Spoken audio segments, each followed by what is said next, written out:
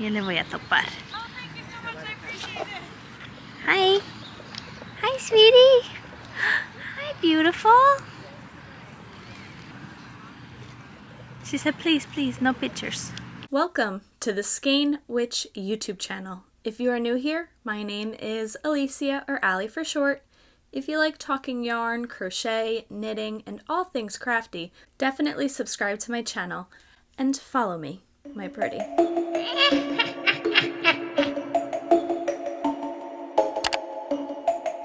Hey everyone, I have an exciting video for you today. So this past weekend, it was the 2022 Hallockville Fiber Festival here on Long Island. It was a 2-day fiber festival and I knew about it in advance, so I made sure to take off of work because I work Saturdays. It was really fun. I ended up going with my mom on the first day, and then I went with my boyfriend on the second day. I thought that the second day they would have different vendors, but they didn't, which is fine. It still was fun to go and explore around. My boyfriend was shocked on how expensive yarn could be, so I think I exposed myself a little bit there. But anyways, the festival was May 21st and 22nd from 10 a.m. to 4 p.m. A few of the vendors were 7th Floor Yarn,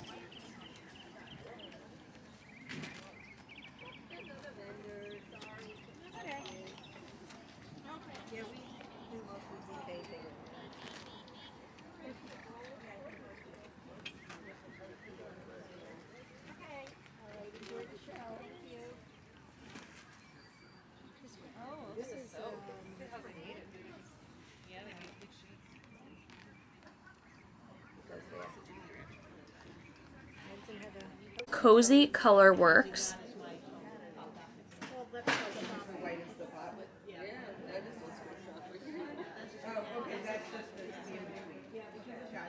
Lambstring Yarns, We were batching them up.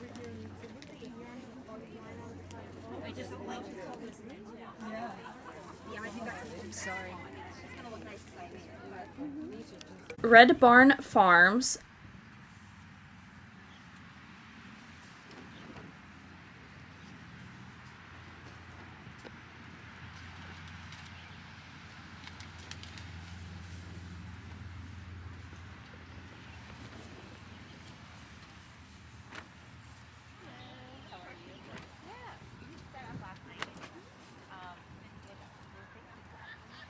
I had tarps on everything, so like the tarp was wet, but the stuff was not. Yeah, I tarped it all. Tina's Toasty Toes,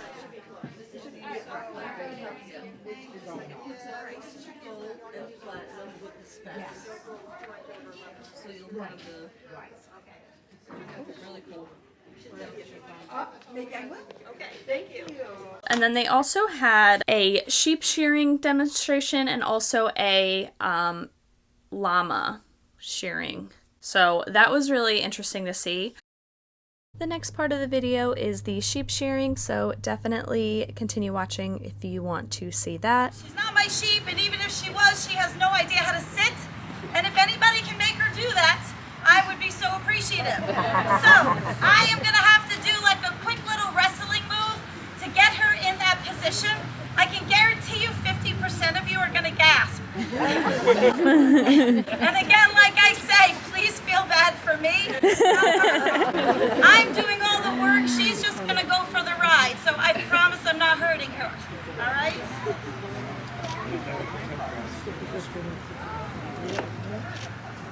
Yeah, we hate sheep tails too. I charge extra for that.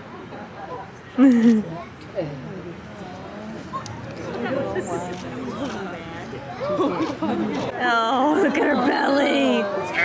That's a dirty belly. And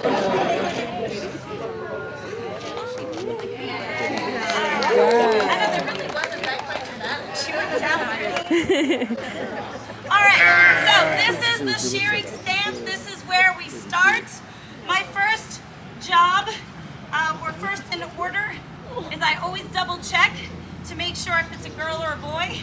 Very, very important, because there's parts that I I'm sure either one would still want by the time I was done. So I can very clearly tell that it's a girl. So one of the other things too is sheep don't normally have tails. They are born with tails, but then they are docked, just like certain breeds of dogs, their tails are docked.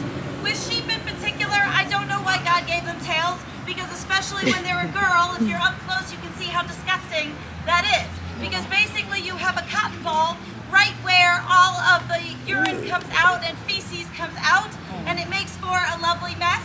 But in all seriousness, it also is a prime area for fly strike. So a dark, damp, moist area, flies lay eggs, that equals maggots, that equals disgusting. And when I find maggots, I'm like, ugh. It's the one thing that gives me the willies. So that's something with this particular sheep. She did not get docked for whatever reason. All right, so I'm gonna shear her belly first, and then we'll uncover a few things and go from there. I'll probably stop, say a few things, and then get started again. No.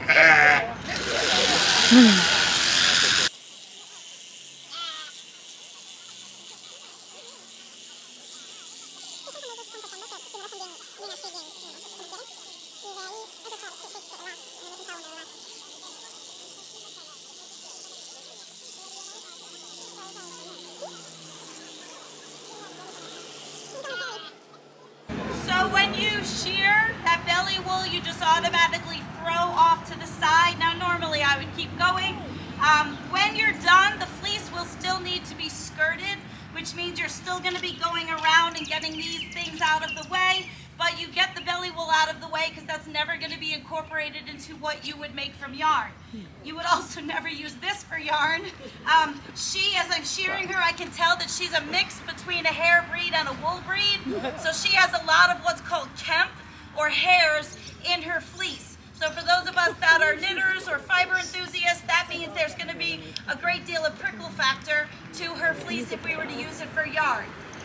So that's just a little something about that. The other thing is she's going to shear lovely because, not that I love shearing in this kind of hot, humid weather, but if you can imagine, all this yellow that you see on her is lanolin. So that lanolin is a natural grease. So when I have to shear sheep and it's cold out, that grease is hard, it's solidified, and the sheep are what we call sticky, and it makes it difficult. When the sheep are hot, that lanolin has liquefied, and it's like butter. It's just like you just glide right through, and it makes my job so much easier. Shameless plug, we do have a skincare line that we, come on, I'm not getting paid for this. We do have a skincare line where we utilize the lanolin, and honestly, I got the idea just from talking and teaching all of you, about what lanolin is. For the sheep, it makes them waterproof. For us, it is a natural moisturizer. Many people know lanolin as from nursing or using for babies for prevention of diaper rash or treatment of diaper rash. So this is where lanolin comes from, and you don't have to process the sheep for it at all. It comes out of the wool that needs to be washed in order to make yarn. Now I know it looks like she's sitting really quietly, and she is being very good, but I'm also squeezing really hard. So it's like the best thigh master you could ever imagine. See, she's just showing you. She's like, I really am here. All right. Little belly, I can't. That belly's the cutest.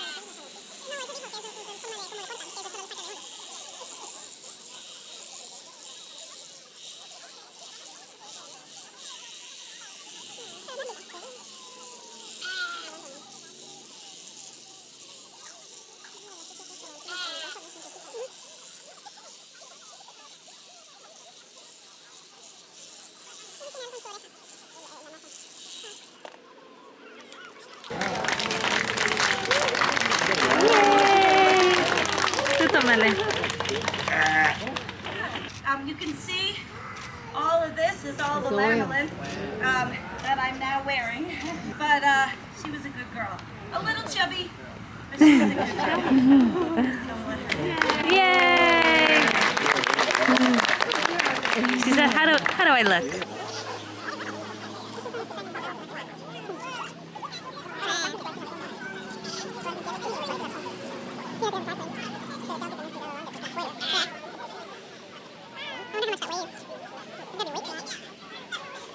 So these are the hind legs here.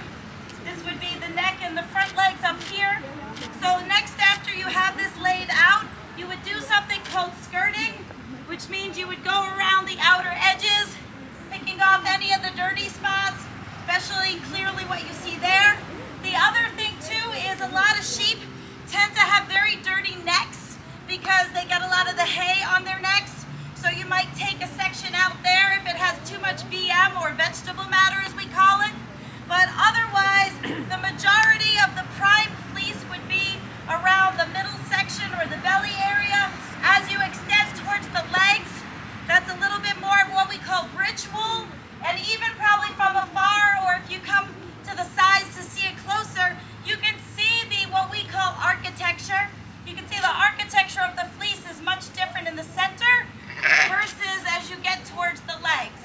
So those are all things that you're going to skirt off because you would want to just have the prime be used for the yarn. But again, parts of her have a lot of kemp or hair. When I was in the middle portion of hers, she actually had a nice crimp to the fleece.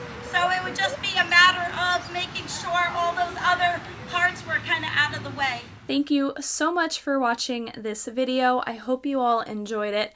My next video will be a little haul video because I don't want this video to be too long. So yeah, I will see you all on the next one. Bye!